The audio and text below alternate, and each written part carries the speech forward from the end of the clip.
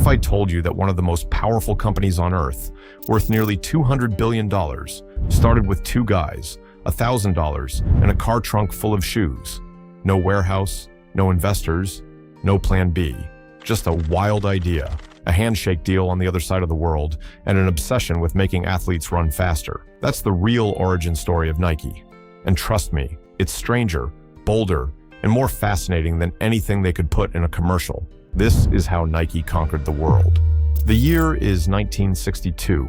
A young Phil Knight has just graduated from Stanford Business School, fresh out of the military, and is temporarily back living with his parents. Not exactly the picture of a future billionaire, but inside that unassuming mind was a question that would change sports forever. In one of his business classes, Phil had written a paper proposing a simple but radical idea. Could Japanese athletic shoes do to German athletic shoes what Japanese cameras had already done to German cameras? At the time, Adidas and Puma were kings of the American market, but Phil saw a gap that nobody else was looking at. So he did what any slightly reckless, brilliantly ambitious person would do.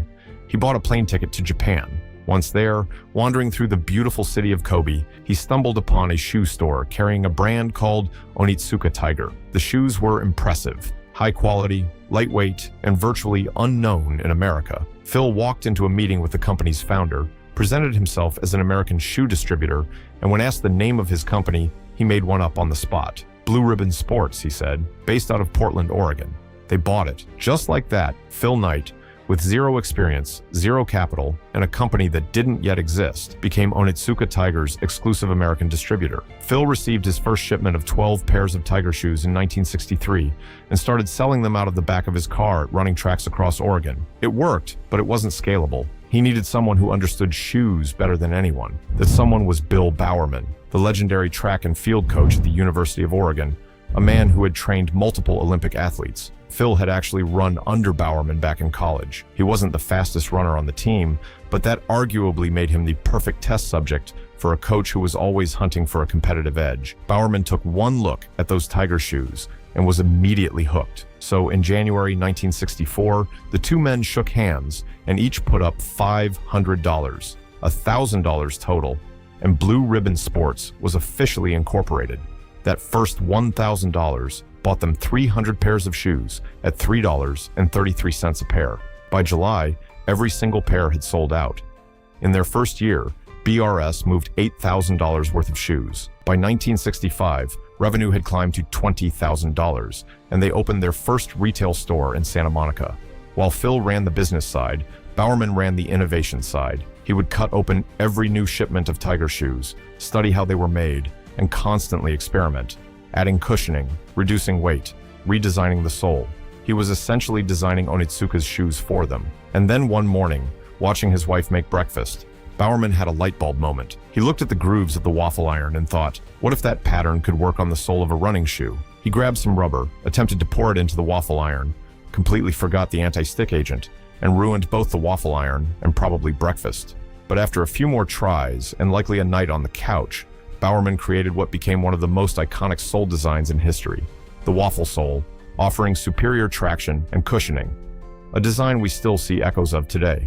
His biggest early hit, though, was the Cortez, a shoe that became one of America's best sellers during the 1968 Mexico City Olympics. Thanks to the Cortez, BRS sold $300,000 worth of shoes in 1969. But there was a problem. Demand was exploding, and Onitsuka was prioritizing its Japanese customers first, leaving BRS starving for supply. Phil and Bill realized they needed to stop being a distributor and become a manufacturer, and they held the key card. Bowerman's designs belonged to them. Their contract with Onitsuka was set to expire in 1972, perfectly timed with the Munich Olympics. Phil used every year leading up to it to prepare. In 1971, he built the brand from scratch. His first employee suggested naming the new company after the Greek goddess of victory, Nike. Then Phil tracked down a graphic design student at Portland State University named Carolyn Davidson and asked her to create a logo. For $35, she delivered the now iconic swoosh, a fluid, simple mark designed to convey motion and speed. Phil wasn't blown away at first, but he went with it. Safe to say, that was $35 well spent. With a name, a logo, and a network of Japanese subcontractors now under his own control, Nike launched. and it never looked back. Through the 1970s, Nike established itself as a serious player in American running. They signed Steve Prefontaine, a fiery, fearless distance runner, as their first major athlete endorsement, which gave the brand instant credibility in the track and field world. But the 1980s were when Nike transformed from a strong brand into a cultural force, and it started with Air. In 1978, a former NASA engineer named Frank Rudy approached Nike with a radical concept: air pockets embedded within the sole of a shoe to provide superior cushioning and support. Nike ran with it. The 1979 Nike Tailwind became the first shoe to feature Air technology, but it was the 1987 Air Max that truly changed everything. Not only did it feature the revolutionary cushioning, but it made the Air visible. A small window in the sole let consumers actually see the technology working. It looked futuristic. It felt futuristic. It flew off the shelves. Air Max didn't just change how shoes were made, it changed what shoes meant. But if Air Max changed the shoe industry, Michael Jordan changed civilization. In 1984, Nike executive Sonny Vaccaro had a vision, a basketball division that could compete at the highest level. He had already laid the groundwork by signing top college coaches like Jim Boeheim and Jimmy Valvano to endorsement deals and flooding college programs with free gear. It worked. Nike's basketball presence was growing.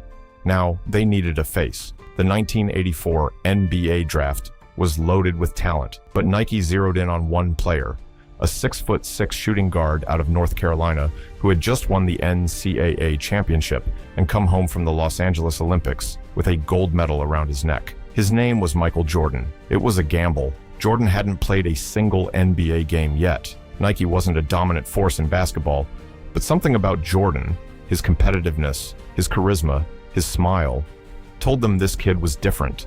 They created an entire signature line around him, the Air Jordans. The first pair dropped in 1985, sleek in red, black, and white, the colors of the Chicago Bulls. Almost immediately, the NBA banned them. The shoes didn't comply with the league's uniform regulations, and Jordan was fined up to $5,000 per game for wearing them. Nike didn't flinch. They paid every fine and launched an ad campaign that leaned into the ban, positioning the Air Jordans as rebellious, bold, and dangerous. Young consumers couldn't get enough. Before the Air Jordan 1, Nike was doing roughly $100 million in annual sales. By the end of the shoe's first year alone, they had sold $170 million worth of that single sneaker. Nike deliberately capped production to drive demand. Retailers couldn't keep them on shelves. The frenzy was so intense that people were committing crimes to get their hands on a pair. Jordan went on to win 6 NBA championships, 5 MVP awards, and become the most recognized athlete on the planet. And with every trophy, every poster, every highlight reel, the Nike swoosh was right there with him. Today, the Air Jordan sub-brand alone generates approximately $2.8 billion per year. Michael Jordan, 2 decades after retirement, still earns more from Nike than most active athletes in the world. In 1988, Nike launched what became one of the greatest advertising campaigns in history, Just Do It. The first commercial featured 80-year-old runner Walt Stack jogging across the Golden Gate Bridge every single morning. No excuses, no limitations, just doing it. The campaign wasn't about shoes.